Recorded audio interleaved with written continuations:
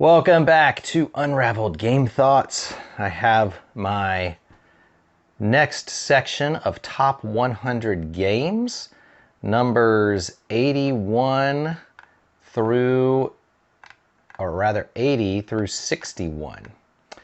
If my math is correct, it will be 20 games instead of the 15 I said it was last time.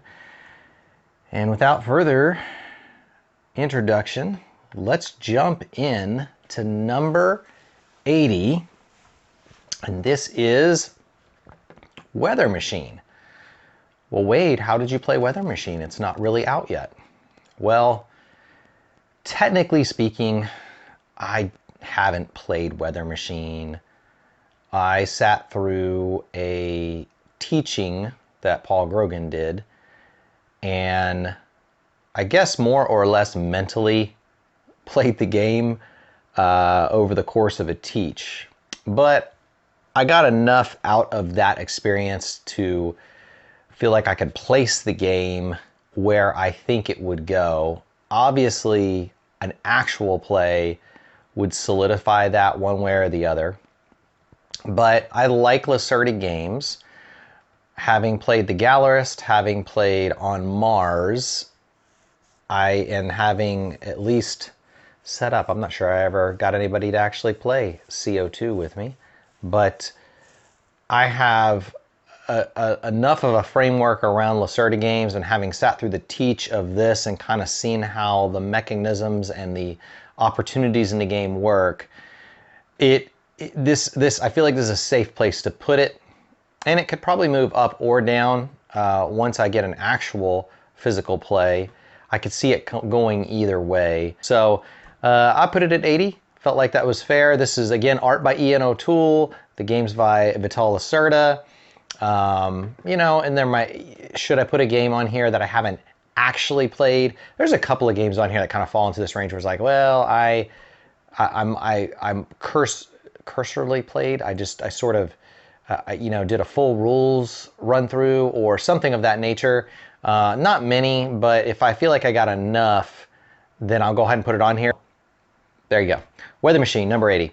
Number 79 is The Seventh Continent by Rudovic Rowdy, who also did the art for Seventh Continent, which is rather, I like the art for Seventh Continent. It's not like out of this world, blow your mind art, but the fact that he designed it and he did the art, I would say that's fairly impressive, because it's kind of a neat, neat art style, the way he has done his art. Like, I'd be interested in seeing some of his art in some other games. It's a fairly challenging action selection, really kind of a dungeon crawl, although you're not in a dungeon, you're more exploring the world. So along the same lines as Sleeping Gods, if you have played Sleeping Gods, then you're going to be going around the world, and you're going to be exploring different areas. This has a save mechanic, and honestly, you have to save, because if you don't sort of put the game away and then kind of reset for a new day, then you can hunt creatures out of a place, and then there's no more food for you to maintain your sustenance. So you have to pause and then restart. Now, you don't necessarily have to get up from the table, go restart. You can just create a pause, like a virtual pause, and then keep playing the game. But it's a neat game. I'm not sure where this will end up long-term on my list. Seventh Continent, my number 79. And number 78 is a small box game that came out in 2019. This is Ohanomi. We've taken this on a vast majority of trips. I would say most trips we go on now, we take Ohanomi with us. And it's essentially a deck of cards. This is by Stefan Bendorf and art by Christian Operer. And it's a kind of a point salad, card selection, tableau building, small box game. I mean, you're going to get, you have 100, I think it's 120 cards. 120 cards, and you have pink, green, blue, and gray cards. They are the numbers are scattered throughout that 120, and you're building 3 gardens, or up to 3 gardens. You don't have to build 3 gardens, but typically you're probably going to end up building 3. And when you place a card, you have to, like, so you each round you're going to select 2 cards and you're going to place them in one of your gardens. So if you say you placed a 50 and then your next number you placed was 90, so now I can place any number higher than 90 going up to 120, or I can place any number lower than 50, but I can't place anything between those 2 numbers in that particular garden. And that's kind of goes for each garden I have in front of me. And at the end of the game, you're going to score points. And actually, I should say the end of the game. Each round, there are 3 rounds, and each round you're going to score points. So the way it works is like your blue cards only score 3 points per round, but if you get them out in the first round, that's gonna end up netting you 9 points over the course of the game. The green cards are 4 points, but they don't score in the first round, so that'll get you 8 from round if you get them out in round 2. Gray cards score 7 points, but they only score in the last round, and pink cards are based on the number of pink cards you have. So the more pink cards you have, the higher you're going to score. So you can get, like, I don't know, I want to say up to over 100 points if you had like 15 pink cards or something going on there. So Ohanomi, really interesting game and easy to carry around. All right, taking a little longer than I intend on these. Number 77 is Blood Rage. Only played it twice, I think, maybe once on BGA.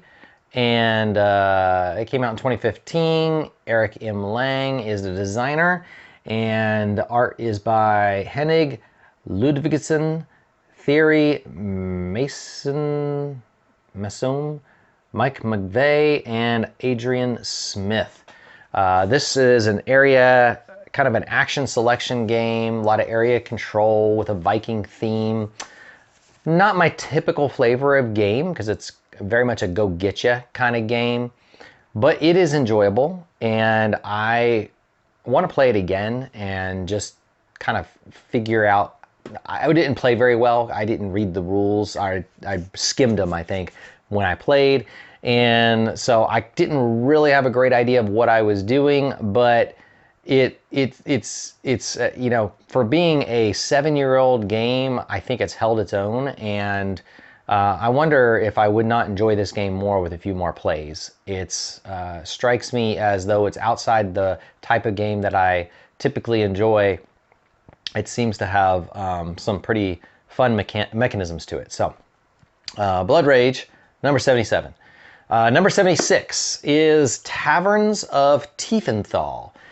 This is a deck building kind of tableau development game to some degree. It's more of a deck builder than anything else.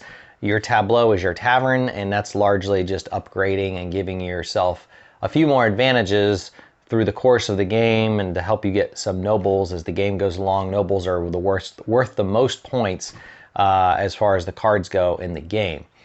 But Taverns is by Wolfgang Warsch, and the art is by Dennis Lohausen.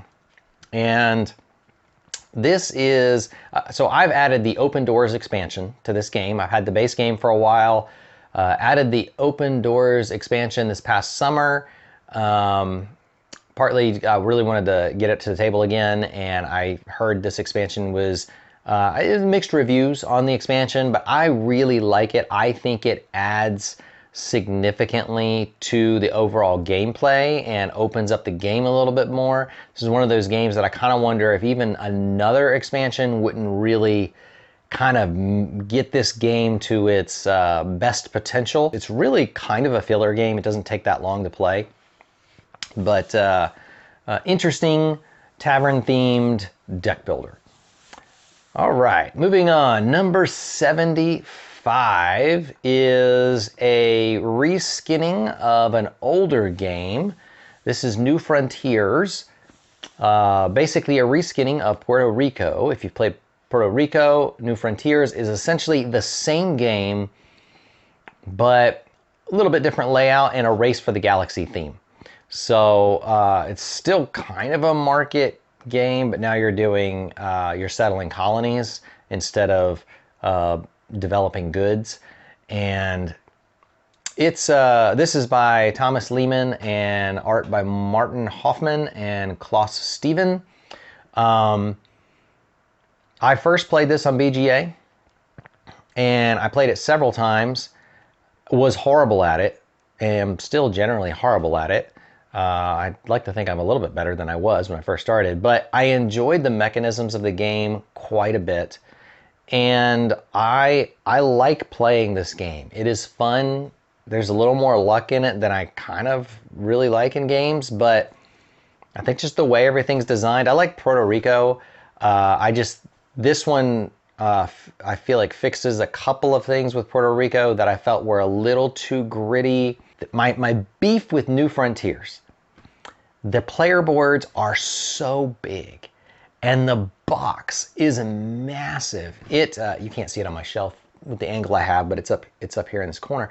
And it's just such a massive box. The beast, I mean, it's not like the legendary box for Scythe or the, I know that the new Wingspan box is coming out. It's going to be a big box.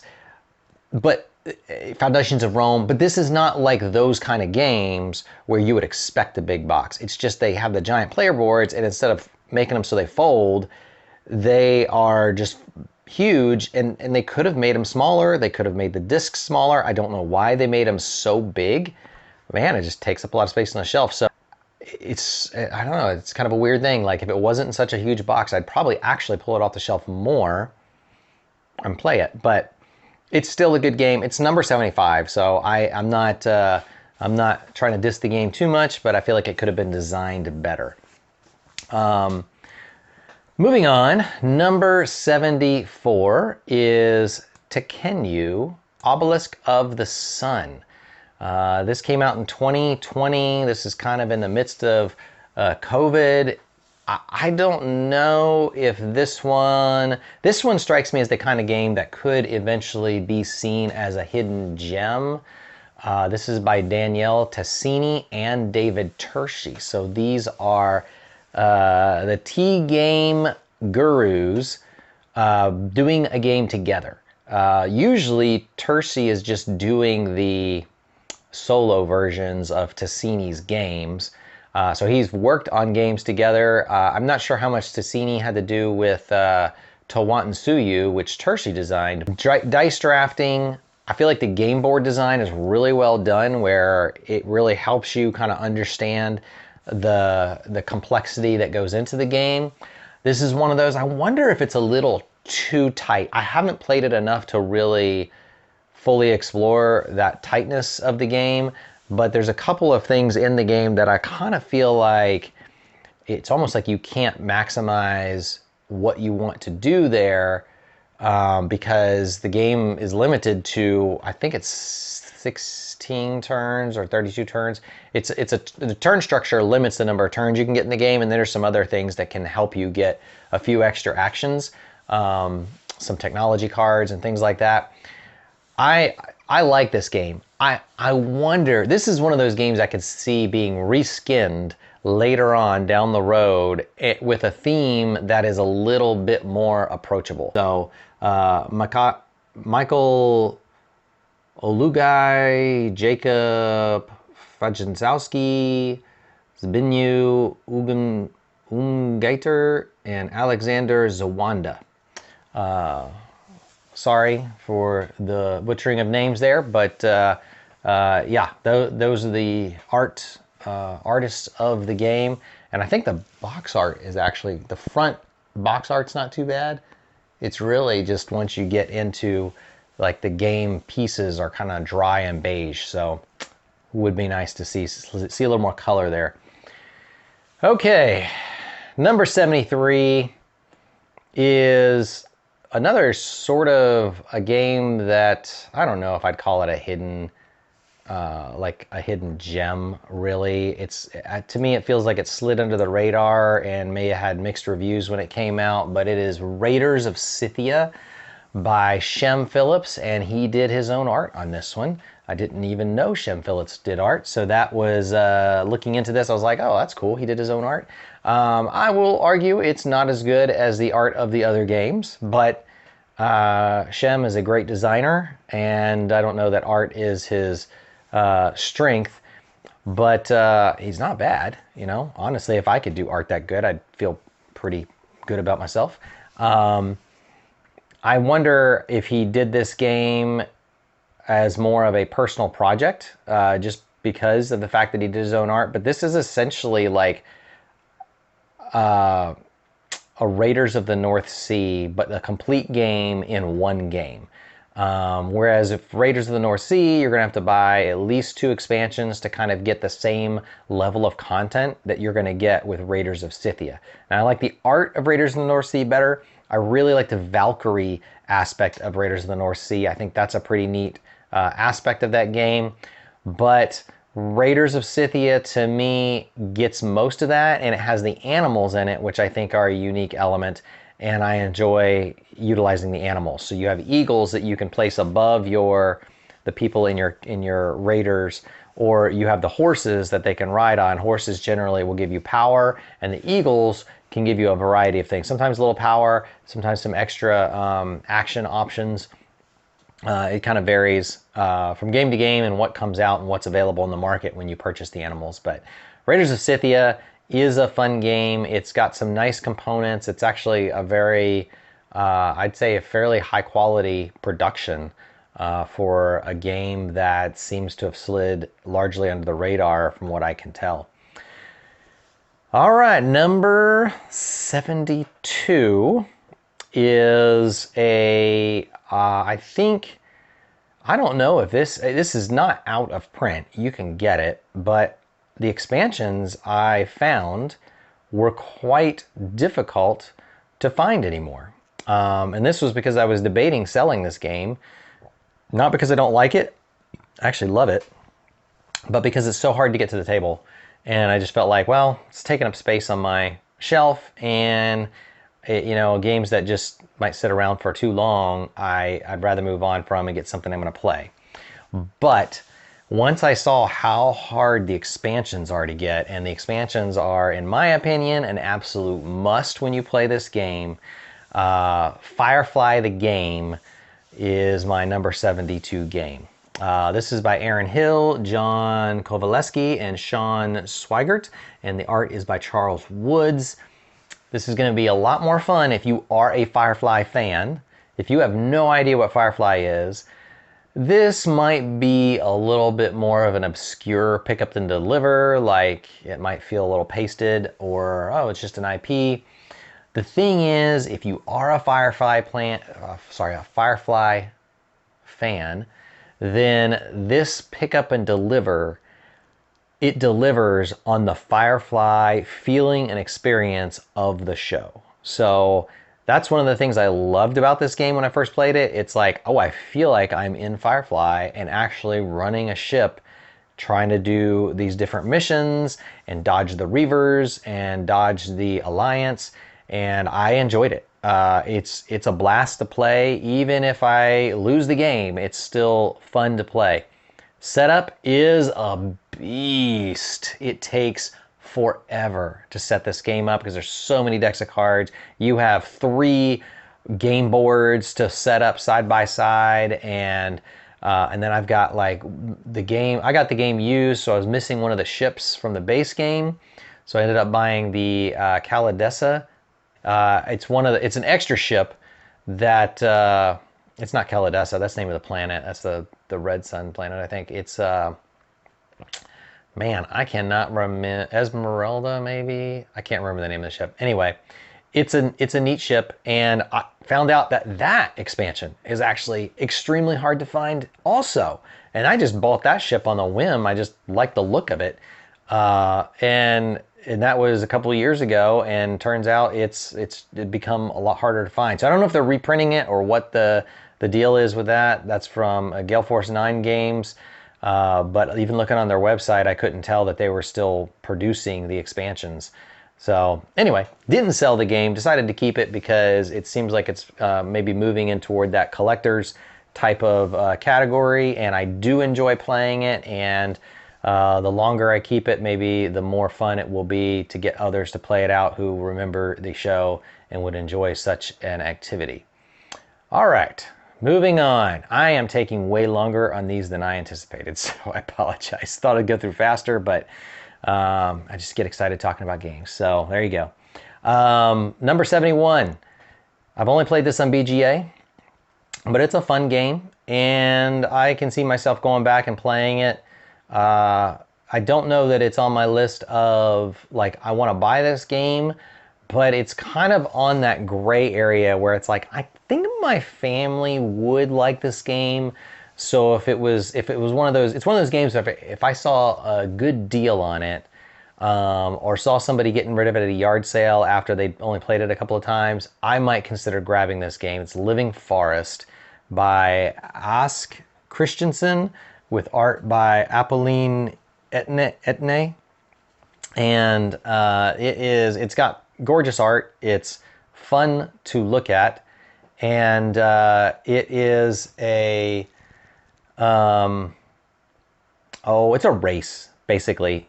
You're matching symbols to save a forest, and there are about 4, 5, or 6 in-game objectives that you're racing for to see if you're the fastest to get there. When you draw a card, you basically draw cards, and there's these dark symbols that indicate solitary animals, and when you get 2 of those, you're probably going to really seriously consider ending your draw. And if you can find ways to mitigate that and get to discard those to draw another card, then you can keep drawing cards and get lots of these symbols. So it's a little bit of a deck builder, and a little bit of a set collection all in one, but pretty lighthearted. I'd say there's enough luck involved that it's not going to be more than a filler game, but it's enjoyable. It's fun. I don't know if it'll stick on my list or not. I'll play it a few more times, see what happens. But number 71 for me, Living Forest. Number 70 is a game we've had for a while. Another deck building game, but this is probably more of a true deck builder, and that is Clank. This is just the base Clank. I believe I have the Gold and Silk expansion. That is the only expansion I have for it. I haven't bought any of the other extensive Clank things that are out there, but I enjoy this game. My son loved it. We played several games together. My daughter, she'll put up with it, and I don't think Becky cares one way or the other about this game. But I enjoy it. I don't know that it's the best deck builder, but the theme of dungeon delving and some of the mechanics of how you going down in a dungeon, I want to collect as much treasure as I can and get out of the dungeon, and there's a pretty big bonus for getting out of the dungeon. So do I collect as much treasure as possible and just try to get above the depths so that I at least keep everything, or do I have to try to just race back out of this dungeon because I see my opponent racing out of the dungeon and they're going to get the big 20-point reward for getting out? It's a fun game, and I think there's enough depth in the deck building piece to play it and try different things every time. This is by Paul Denon, and the art is by Ralph Besner, Raul Ramos, and Nate Storm.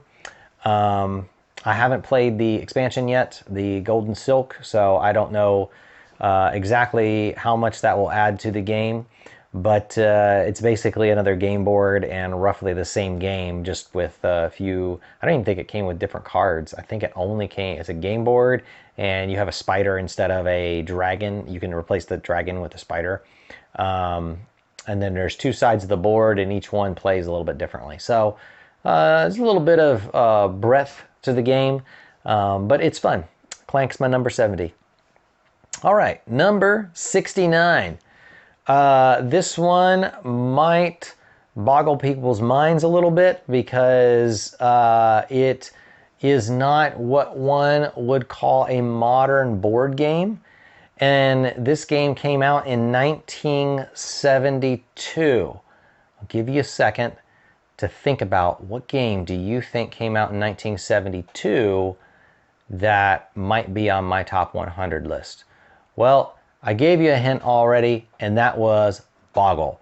It is by Bill Cook and Alan Turnoff, or Turoff, not Turnhoff, and the artists are not listed, but I don't know that this game, I don't know if they ever invested in any real artist.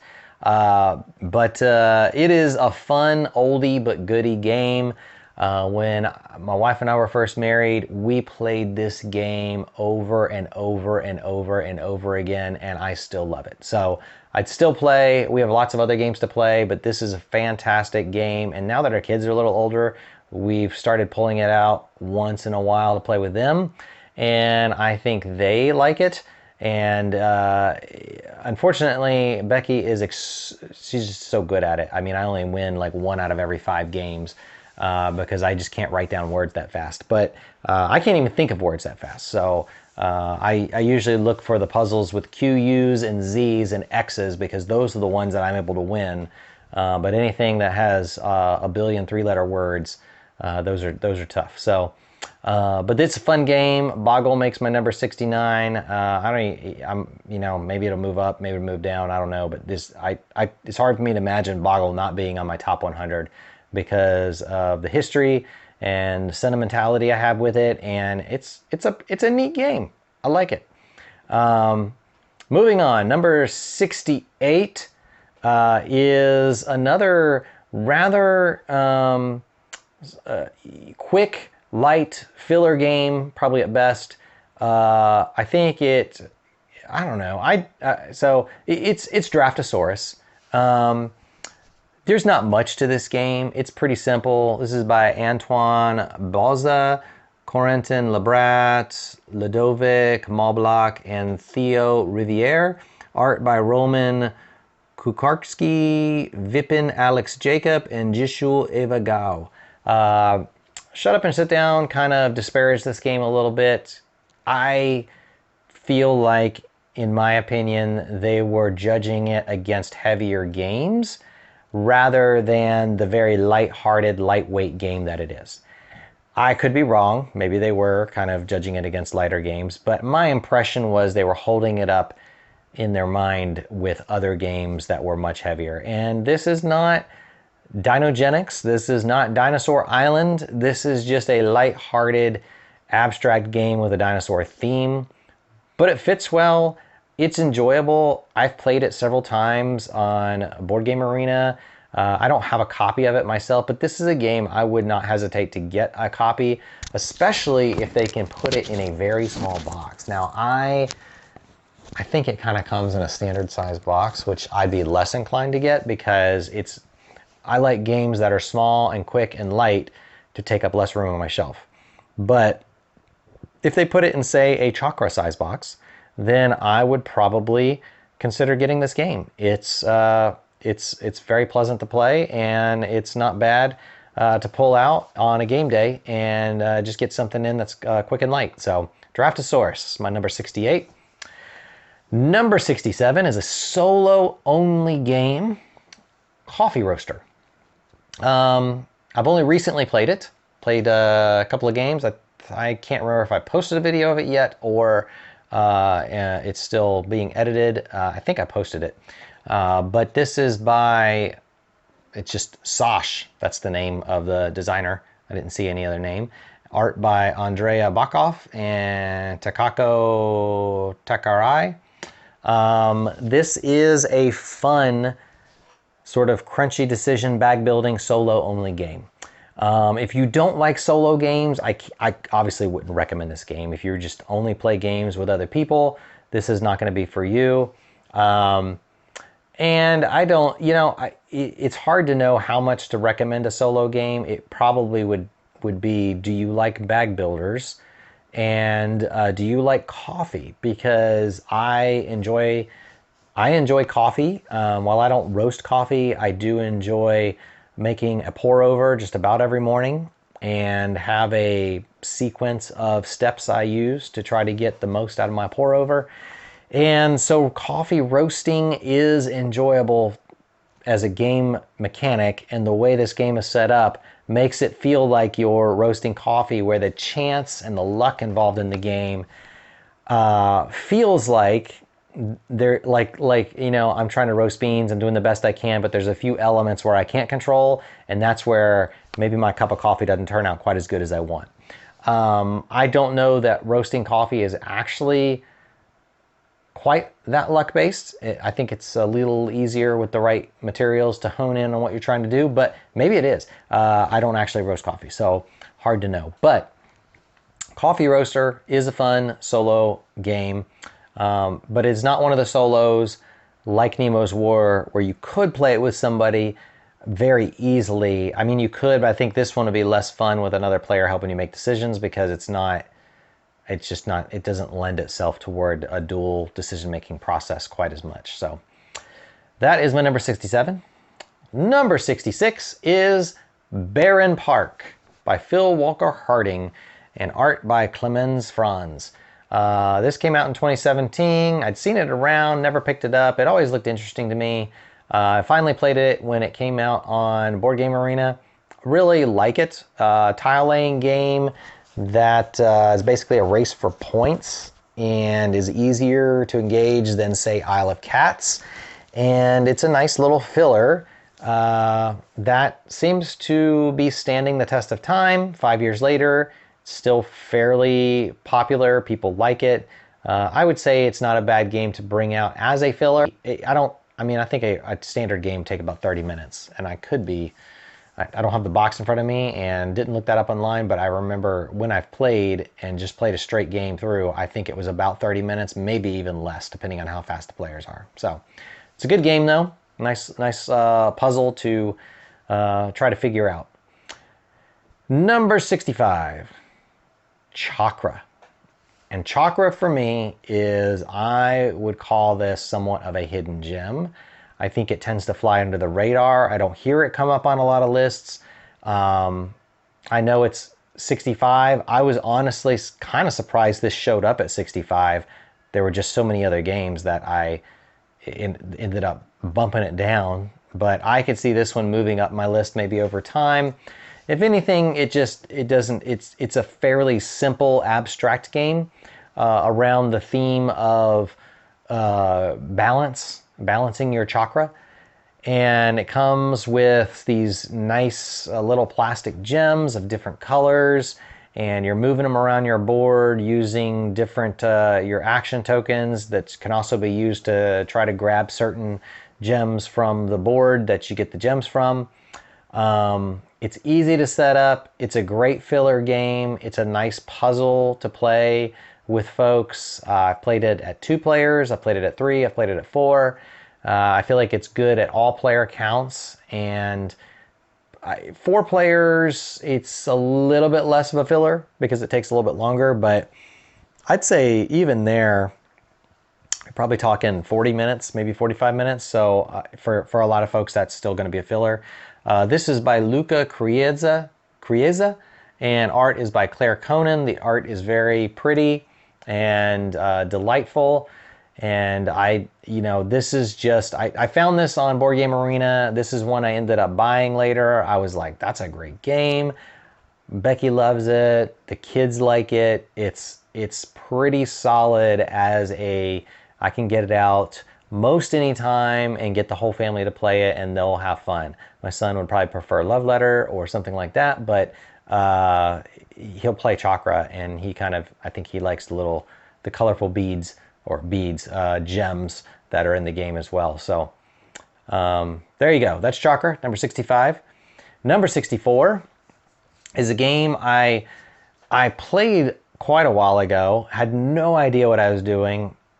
Thought I was going to like it the first time I saw it, couldn't quite grasp the rules, and only very recently some of the guys that I play games with on Board Game Atlas played this on Board Game Arena, and I have finally started to grasp the rules and the mechanisms and how they all fit together in this game, and that is Keyflower by Sebastian Beesdale and Richard Brees.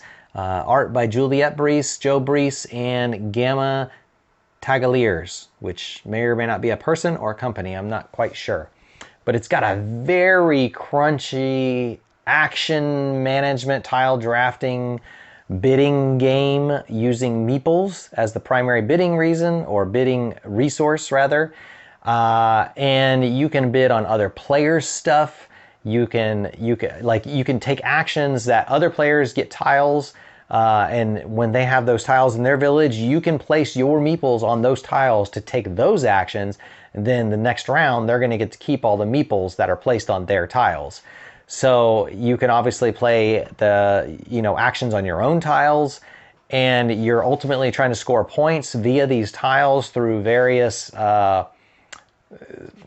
use of the resources in the game that you get from the tiles. So I described the meeples as the resource, so that's what you use to bid, kind of like money, but you're using your meeples. And then you also have to use those same meeples to take actions on tiles, and you're trying to, on the tiles themselves, you can get equipment, which is like an axe, a saw, and something else, maybe an iron sledgehammer or something. And then there's materials: gold, wood, steel, and coal, I think. And those are used to upgrade your tiles, which you have to use your kind of travel tiles in order to move goods to the tile you want to upgrade, and then you deliver those goods to upgrade tiles, and that can give you points. But it's a neat game. The bidding mechanisms and everything that go on with that game, they're a little complex, and I would say it takes a couple of plays to really figure out how this game really operates well.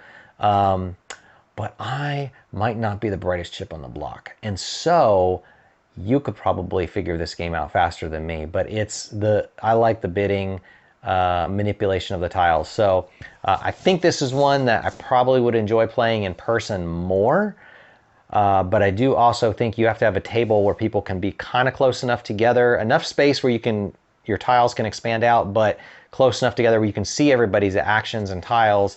And there's probably a lot of symbology to kind of get down as you learn the game, so you understand what tiles are doing and how you can utilize them if you're going to use somebody else's tiles. So there you go. It's Keyflower.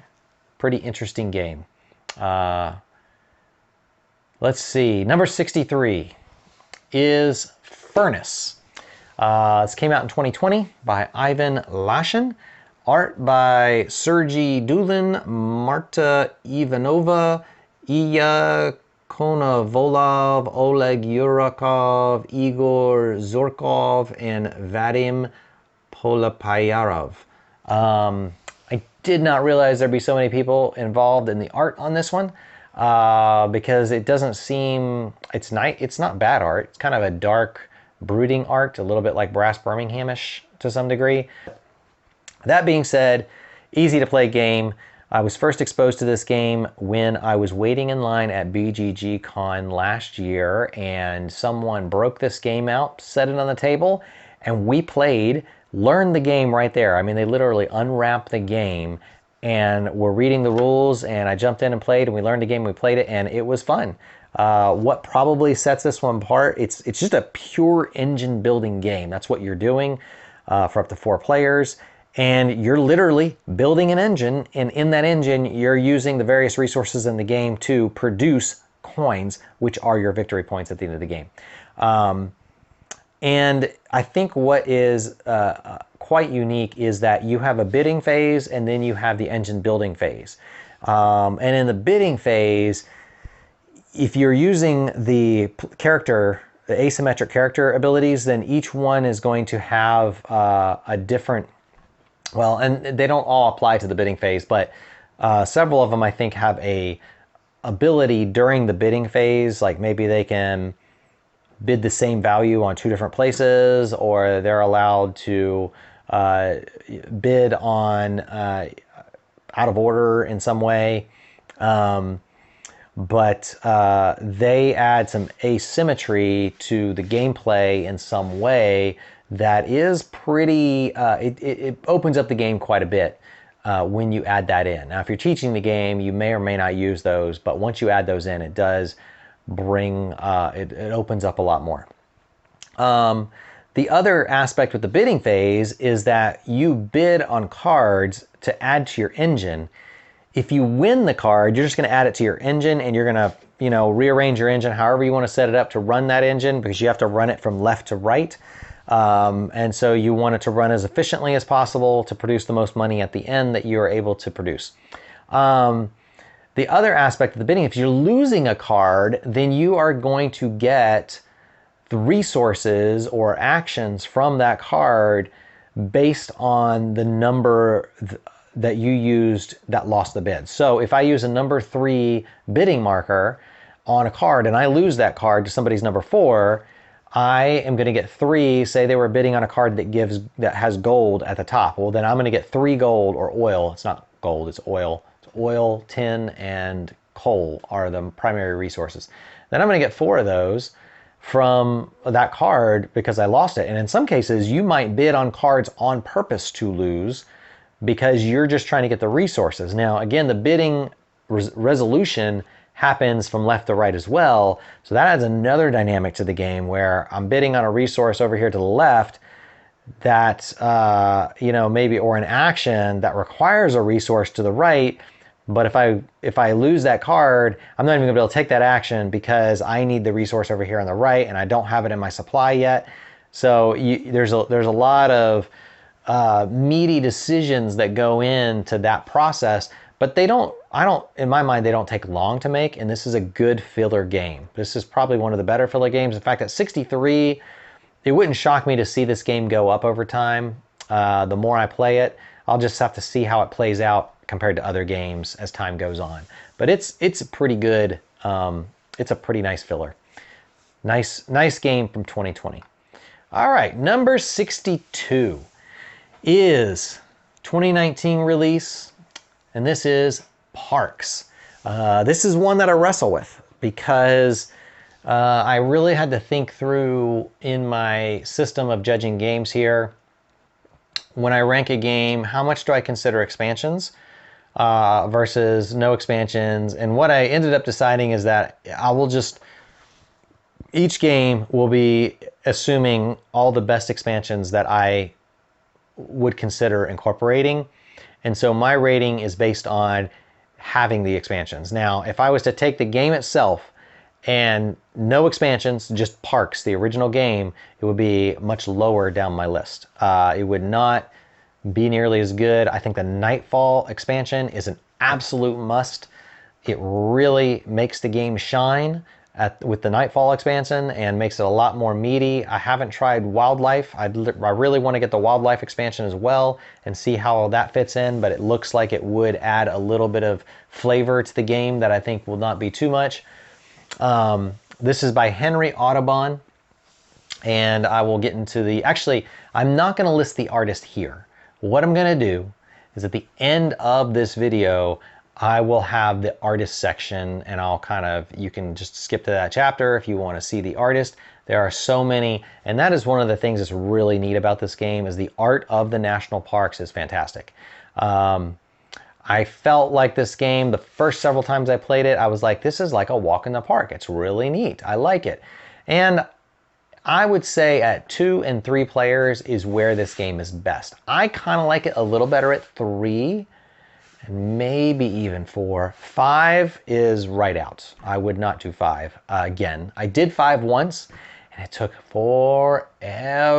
It was just so crowded on the trail, and you kind of need an extra trail space or something. And maybe with the Wildlife expansion, maybe it opens it up a little bit to where 5 isn't so bad, but it took forever. I mean, I want to say it took us like 2.5 hours to play this game with 5 players, and that's too long. It no longer feels like a walk in the park. It feels like a tired, arduous journey through Mordor at that point. So it is a beautiful game though, and at 2 and 3, it's a lovely game, and I like it, and it's got a Zen-like feel to it. It's just with too many players, it just doesn't play quite as well. So. But it's a neat game, and I would recommend it to folks who like nature-based sort of themed games that aren't too complicated. And some people might even like the base game without the Wildlife expansion. I like the added meat that the Nightfall's expansion that gives to the game. Others may not. But that's Parks. That's my number 62. All right, number 61, and the final game for this particular video, that is The Quacks of Quedlinburg. It took me a long time to actually get to play this game. I'd heard about it. It sounded neat. Came out in 2018. It looked kind of cool. I had mixed thoughts on the theme and the mechanisms that I saw when I first saw it. But I was like, it'd be neat to try. I'd like to give it a shot one time. It's by Wolfgang Warsch with art by Dennis Lohausen and Wolfgang Warsch. Definitely a kind of push your luck bag building game. Not kind of in the same vein of Orleans, and it's very enjoyable. I like the catch-up mechanic with the rat tails. I think that kind of helps keep people in the game if you get behind or don't quite know what you're doing and you feel like you're just not drawing what you need out of the bag. There's enough luck here that I don't see this moving up my list a ton over time. It's not the kind of game I feel like I can strategize a whole lot, maybe a little. I mean, the different types of things you can add to your bag and the act of sort of concocting a potion, or trying to get it, push it as far as you can until you think it's on the verge of exploding. It's fun and it's enjoyable. I think it's a little better maybe than Coffee Roasters as far as the pure mechanisms of the game. But it also is a multiplayer game, which is why it kind of pushes it up higher. Solo games just tend to be, by nature of being solo only, they're going to tend to be a little bit lower sometimes. So Quacks gets an edge there. But it is a lovely game to get to the table. It seems like the setup takes a minute. I don't own this game. I've only played it with others, and it always seems like the setup takes a few minutes to get all your chits out there and organized and in the right place and ready to go. And then you got to teach the game, which doesn't. I don't think this is a hard teach, and it might be that I've only been in environments where other people were teaching the game. It seems like it could be easier, but it's not that hard to learn. Probably a little meatier than most push your luck games. I mean, I got it rated higher than Megaland. I like Megaland, but this one I feel like is a little bit more enjoyable gameplay wise than Megaland. So that is the Quacks of Quedlinburg at number 61 and my final game of this particular video. Thank you for joining me at Unraveled Game Thoughts. If you have comments, if you have thoughts on the games, I'd love to hear what you think. And until next time, have a great afternoon. All right, you have something going on that says, hey, I really want to skip to the end of the video and see what he says about these Parks artists. So I was just gonna call them out, and there are so many names I didn't I didn't want to try to include them in the main video, but it's kind of an odd situation. It looks like a guy named JP Boneyard was the art director.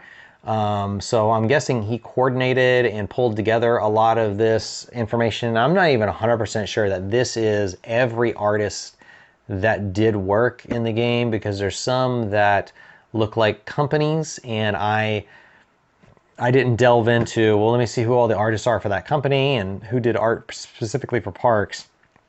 I went through every card I had in Parks and wrote down the artists if they were present in the game. So hopefully I capture most of them. Aaron Powers, Jacqueline DeLeon, Mariana Tomaselli, Kristen Boydenson, Kim Smith, David Duran, Dan McCarthy, Glenn Thomas, Claire Hummel, Brave the Woods, literally his name, I think, Studio Muti, which might not be a person, might actually be a company, Nick Slater, Nicholas Delort, Matthew Woodson, Sophie Diao, Chris Turnham, Justin Santora, Benjamin Flau. I'm thinking Plaid Mountain is probably a company. That's be my guess. Rory Kurtz, Laurent Dureau, Killian ENG. Don't know if it's the last name, probably another company. Eric Tan, Whittle Woodshop, Owen Davey, Steve Scott, Jonathan Bartlett, Daniel Danger, L. Michaela, Christian Eris, Vincent Roche, Simon Marsher, Kevin Hong, and Camp Nevernice. Yeah. So those are the artists that were on the artwork that I had, and again, it's beautiful artwork. I enjoy, part of the reason I enjoy playing that game is just seeing the cards that come out for the different national parks. We've traveled to quite a few of those national parks, so we enjoy getting parks that we've been to before as well. We've even sometimes said, well, if you get a park that we've been to, you get an extra point for that park. So that's kind of a fun way to play the game. But it's only fair if you're like, you've been to a lot of national parks, so it could work into your favor. Also, it adds a luck element because you don't know what's going to come out during the game. But there you go. Thanks for watching, and you get bonus points if you watch the artist for parks. Have a great evening.